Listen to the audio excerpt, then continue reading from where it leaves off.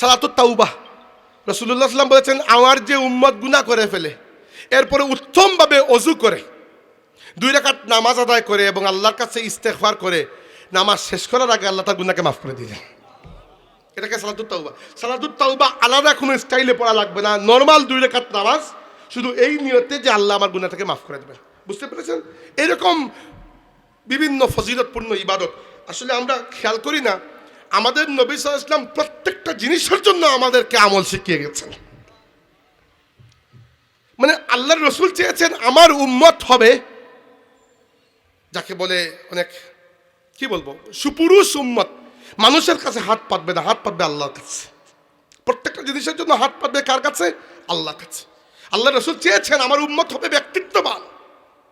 আমাদের নবী এত ব্যক্তিত্ববান ছিলেন, উটের উপরে বসে আছেন, উট দাঁড়ানো, তিনি উটের উপরে বসা, হাত থেকে লাঠি পড়ে গেছে, কাউকে বলেন নাই তুলে দাও, উট বসিয়ে লাফ দিয়ে নেমে লাঠি নিজের হাতে তুলে এনেছেন।